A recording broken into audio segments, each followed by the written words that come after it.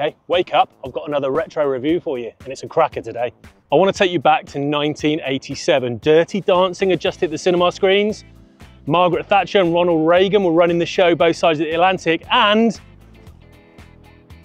the Mizuno TP-9 had just been released.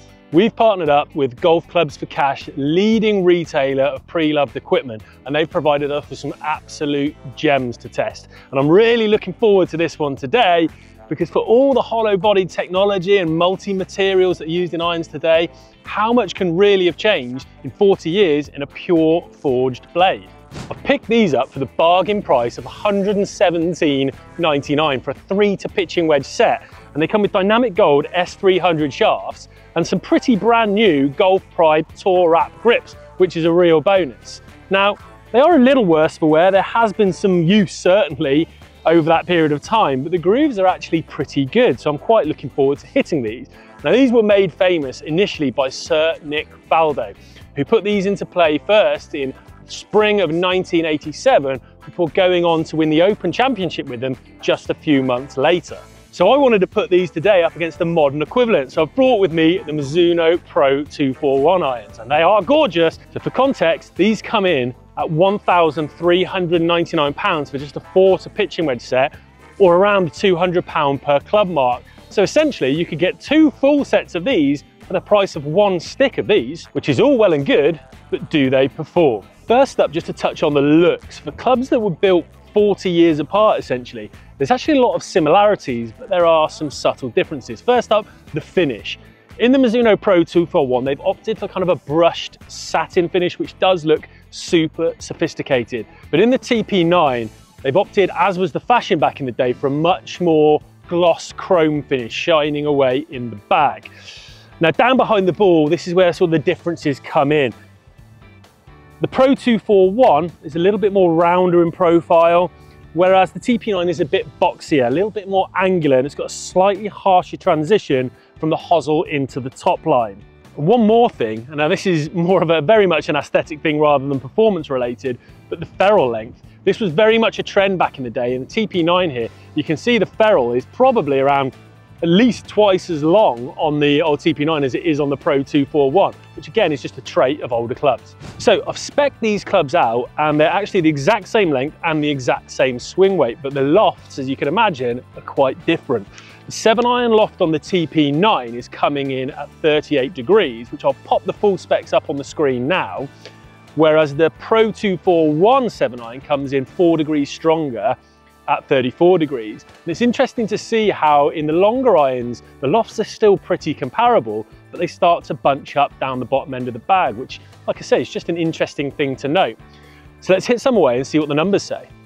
I'm really interested to see these numbers. So I've come down to the practice ground at the Berkshire Golf Club, and I've brought my Foresight Sports GC quad. So I just want to hit a few away and start to get a sensation of what these TP-9s can do. That was actually a lovely, lovely strike. They still feel buttery, buttery soft, and that flew really, really well. So I'm going to hit a few more away here and start to get an average of the numbers.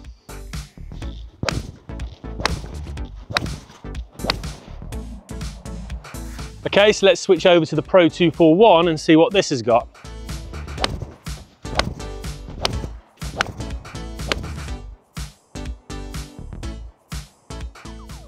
So as you can see from the data here, there is quite a significant performance difference, and that is to be expected because there is a 4-degree loft differential. So there was more ball speed from the Mizuno Pro, so it's coming out 126 miles per hour versus 119 miles an hour from the TP-9. And because of that, the carry number was significantly longer on the Mizuno Pros at 178 versus 165 on the TP-9.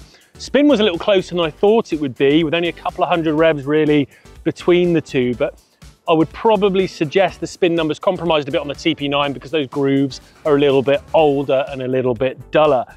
In terms of the unquantifiable stuff that data doesn't tell you, feel was really interesting. If anything, the old TP-9s were maybe just a little bit softer. So that's the data. Let's get on the golf course and see how they perform in a real life situation. So in true UK style, the weather's taken a bit of a turn for the worse, but I did want to see how these perform on the course. So I've come out to the first on the red course at the Berkshire, beautiful par 5 hole, I found myself down just the left-hand side, 175 yards out from the pin, which is about the average yardage I was getting from the Pro 241 7-iron. So it's a good yardage to test from. However, the TP-9 7-iron wouldn't make the yardage. So I've had to go up to a 6 for this test. So that's something to factor in if you're making a purchasing decision. But I just want to see how close I can get with both. So I'm going to hit the 241.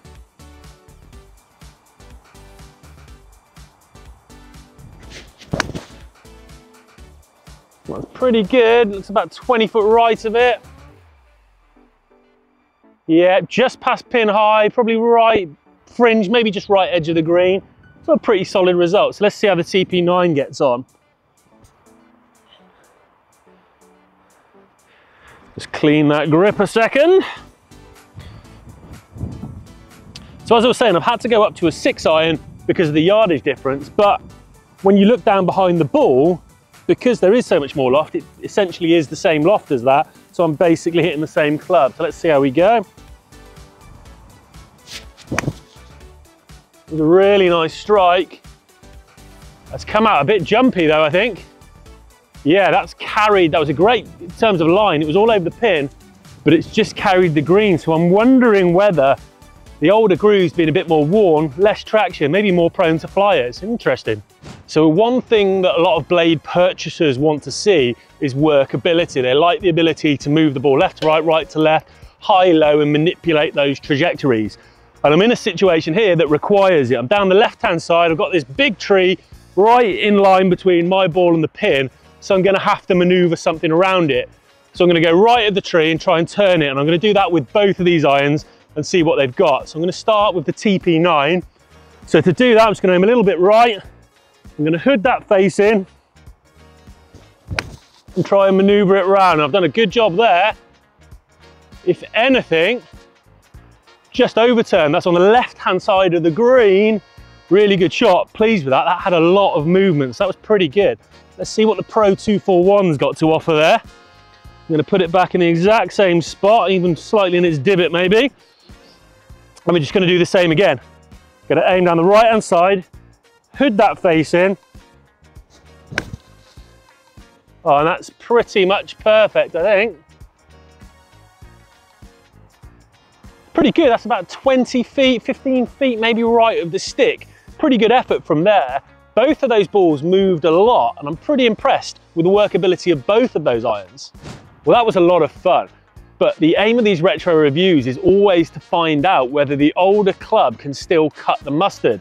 And in the case of the TP-9s, the answer is kind of yes. Undeniably, the Pro 241s have a much more sophisticated aesthetic, beautiful finish, and they do have a stronger distance number, but from what I can tell, that's only really coming from the loft. From a feel point of view, there wasn't much in it, but I would argue that the TP-9, the older club, was actually probably the softer of the two, which was really, really enjoyable. One thing to be aware of, which I've just seen, the grooves on the older club, I think they are a little bit more worn, so I'm not getting quite the spin number I would expect in correlation with the loft. But for just over £100, if you are looking to start out and dabble in the blade market, it's a great starting point.